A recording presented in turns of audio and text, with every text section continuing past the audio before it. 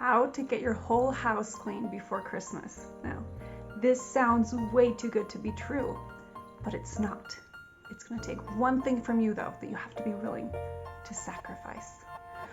What is the sacrifice, though? Is it time with your family? Is it going to be your energy? What is it going to be?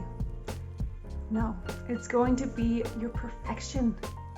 You're going to let go of your perfection to allow you to have time and energy to spend with your family in a space that is free from clutter, that feels beautiful and safe and nice. Now, what is this perfection I'm referring to?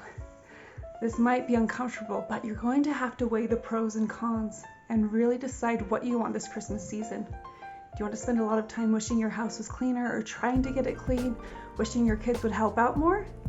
Or do you want to just spend more time with your family in a space that has less clutter circulating around that you would have to clean up anyway?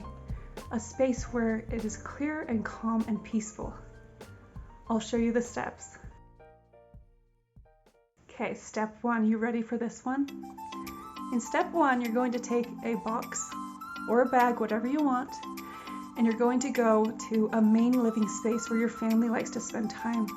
If there's clutter in there all over the floor or even throughout your house, you're going to focus on the spaces that are visible where you are, where you can feel the clutter, and you're going to take each item one by one, and you're going to just determine, is this important to us right now?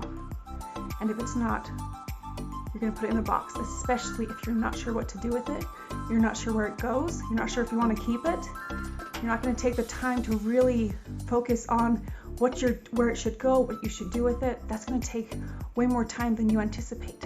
If you've ever tried to clean a room, I'll just do this in 5 minutes. It takes so much of your holiday season time.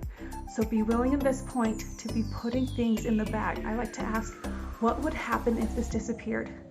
And if it's like, I'm not sure, or if it's if it's not clear, it goes in the bag. If it's really important to me, there should be two main categories. This is really important to me, and everything else you're going to put aside.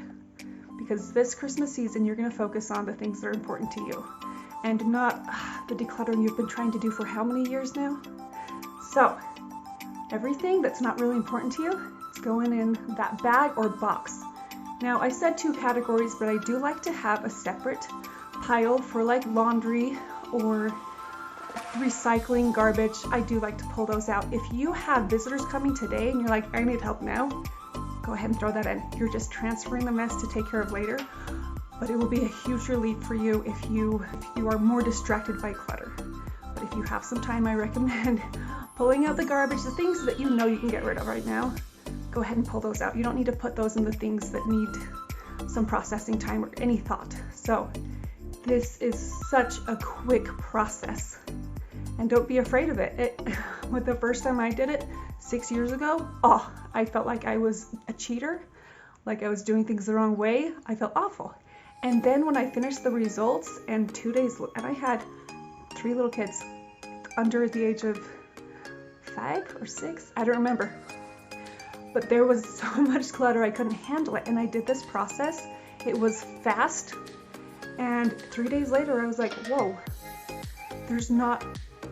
the fact is there's less circulating around your house. And when you just have the important things in your house that you value, it is so much easier to keep everything clean. And I had no idea how much that was circulating around my house was stuff I wouldn't consider getting rid of. It's useful. I could use it, but I didn't realize how much of it I didn't actually deeply value. It wasn't a relevant part of my life that was important to me.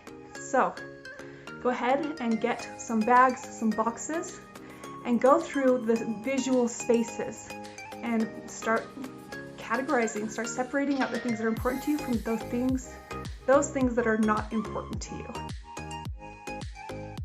Okay, are you finished with step 1? On to step 2. I love this step because now that you have all the clutter pulled aside, you're going to be amazed at how much easier it is to clean your house, put things away in their homes where they go. Now, I said to focus on visual spaces because you could start getting into closets, and that could end up taking away your family time that you want.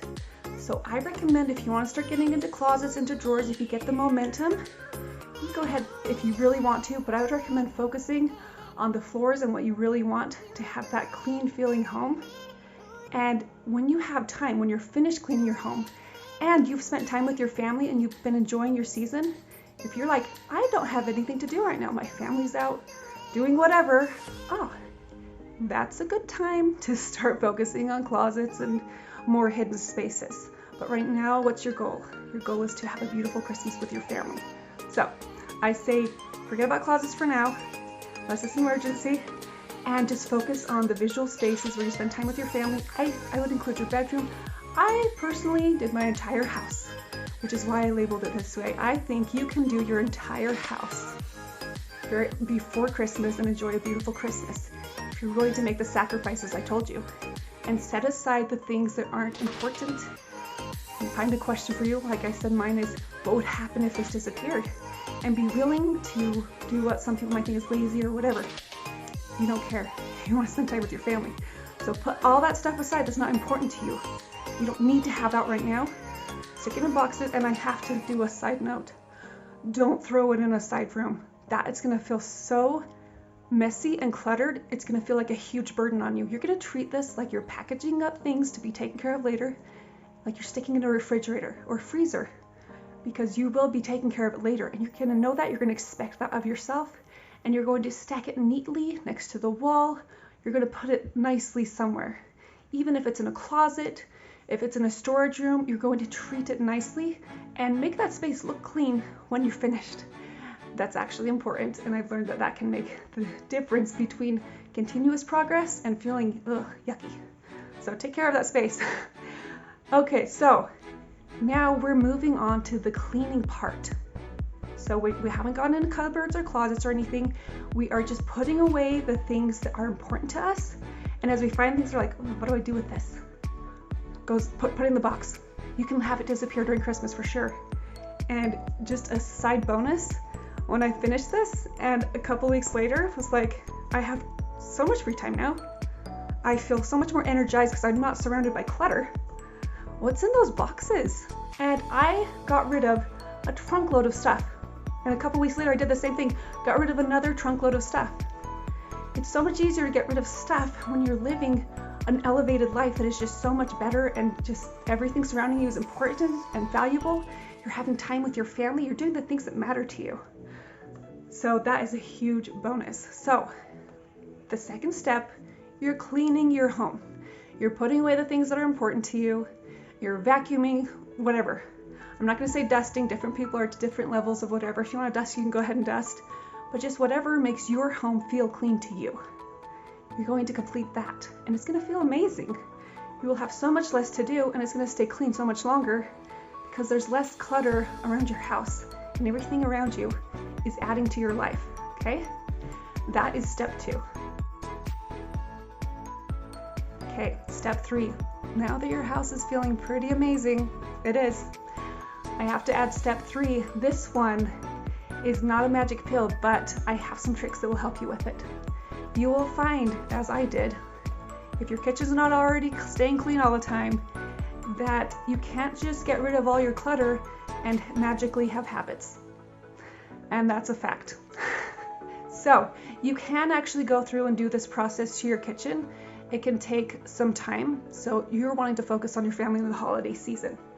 So I'm going to give you 2 habits that will make a difference in your life, that will help you to enjoy the cleanliness that's around you and enjoy some cleanliness in your kitchen and around the rest of your house. So the first habit, I recommend to do this one first, is to do a batch of laundry a day. You've heard this so many times. I had a really hard time grabbing onto this, just one a day when I can do like 2 or 3. But it's really good to focus. And my sister and I really have talked a lot about this. This is so important. It's important to focus not on marathon cleaning. I'm going to work hard and I'm going to do this and then I'm going to stay caught up with it. You're not creating a habit. You are creating a habit of having to always do marathon cleaning. It's exhausting. And so even recently, a few weeks ago, I was like, I think I prefer washing all the laundry and then just waiting till I'm caught up and then folding all of it. I did not like that. That is not a habit I can continue to do. So with laundry, you want to pretend like it's a habit. You already have this habit, and this is one secret. I don't know if you've heard it before, but when you go to do laundry, it's often like, oh, am I gonna be able to stay caught up with this? I'm so terrible at laundry. We have all these negative thoughts, but we're like, I'm a good person, I'm gonna push through this.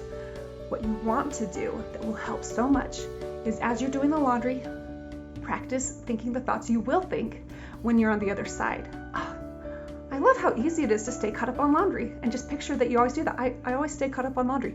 Do that. Pretend like you're there. Fake it till you make it, because it works. So you're going to gather your laundry and you think positive thoughts, feel positive feelings. Why? Because next time you have the opportunity, your body's like, oh, I enjoyed that. Your body's going to remember those happy feelings versus when you're like, oh, I should, I have it, the negative thoughts. Focus on the positive. So you're going to do one batch. Now, you're going to be tempted to do a second one, and I think that sometimes you can tell if it's appropriate, but absolutely make sure you get that batch put away. I don't care if you fold it. I don't care if you don't fold it.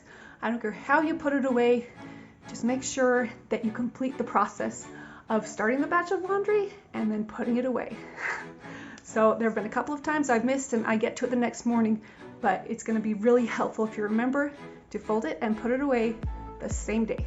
That's a huge bonus. Now, you might be discouraged at some points. You're like, oh, I want more progress. I want to do more laundry. I want to finish this now.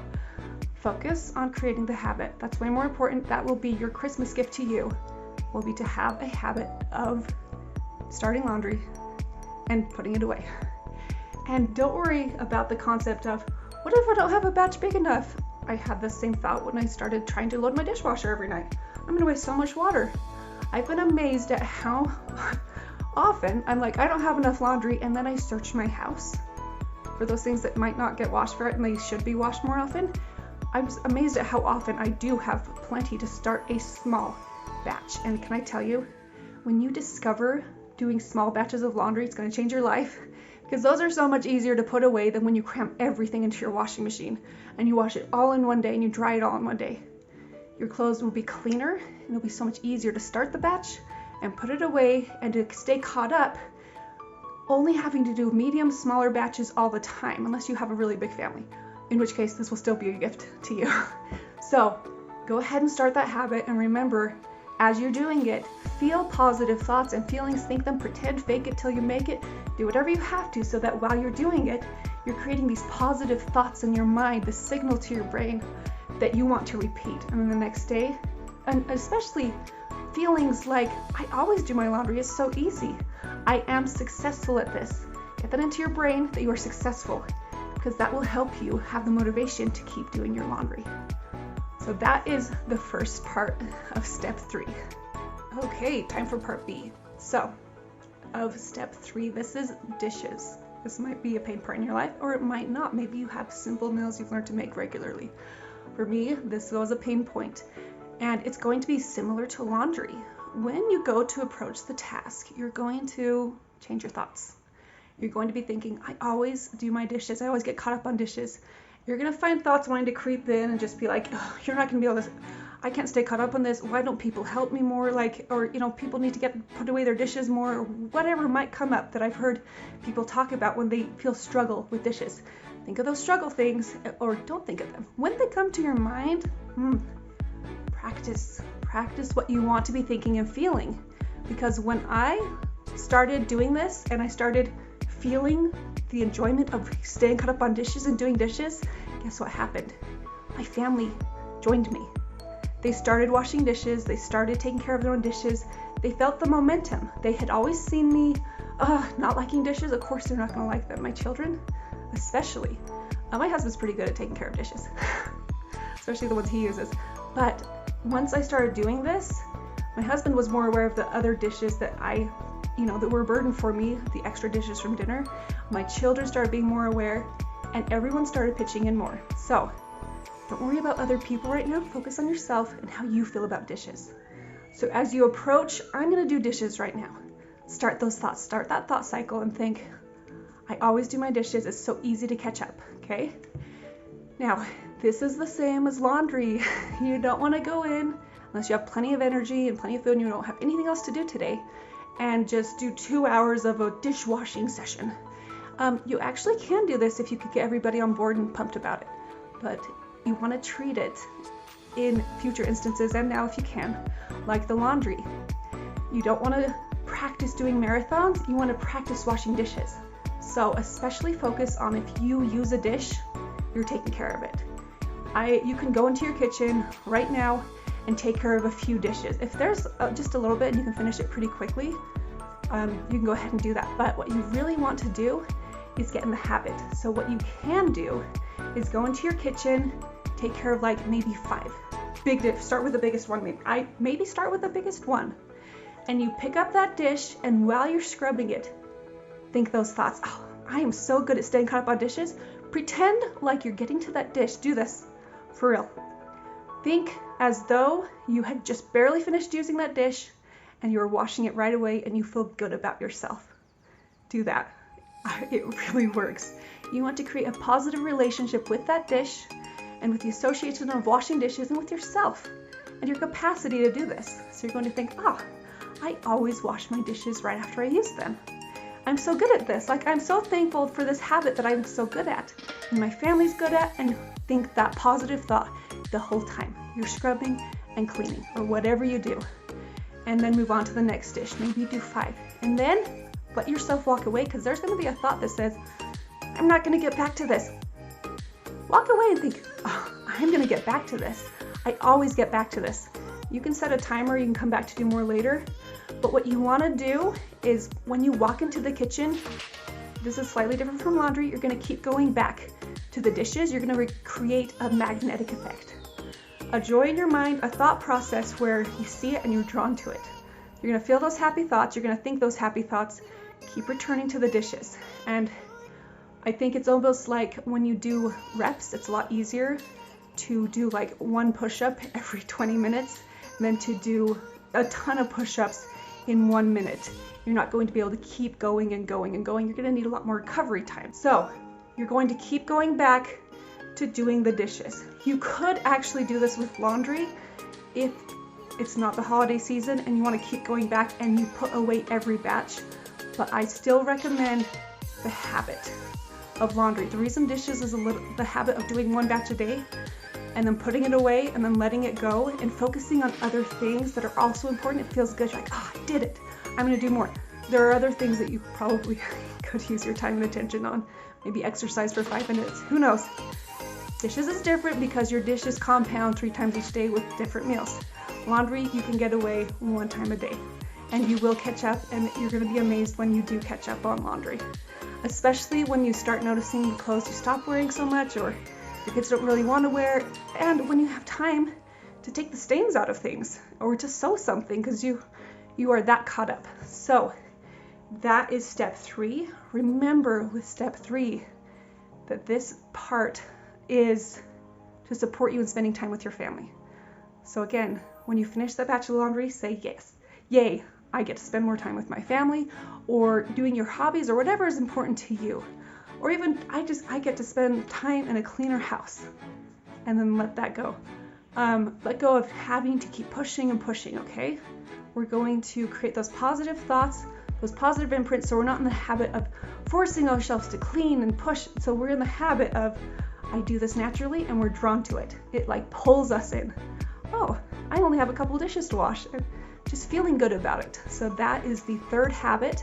And with these 3, the first one I feel like is the most important. You might be tempted to start at the 3rd one, but in my experience, every time I try to do the kitchen first and other things like that, I run out of steam, I run out of energy, and also it's just exhausting for me to clean in a messy house, like in a house that feels cluttered. And I've just found that if I start with the other areas, I'm done after kitchen. So what you want to do is clear the clutter first. That stuff's not going to repeat ever again. I have rarely had to go back to those boxes, and when I have had to go, I use boxes, you can use bags. When I have had to go back, I'll dump it out on a bed, scoop everything back into the box and find what I need in a second, versus digging around. Oh, is it in the couch? Is it under the is it in somebody's bedroom? It's amazing, because if you actually do this, there's so much less in your house, you're going to know where everything is. at a point. It didn't happen right away, but I knew where so much more was, and it was so much easier to keep things clean. If you want to keep having more instruction, go ahead and follow me. I post videos every Wednesday. Now, you're going to want to follow me if this helps you, because I will be sharing tips for how to deal with the clutter after Christmas, and on how to work on your box pile or whatever, how to work on that and how to make sure that gets taken care of. And just, I'm here to help you. So go ahead and click that follow button or subscribe. Click the bell to get all of my notifications. And I really hope this helps you. And I hope you have a wonderful Christmas season with your family, doing the things that you love in a calm, peaceful home, where the things that are out and about support you and are a blessing to your life. I hope you have a Merry Christmas.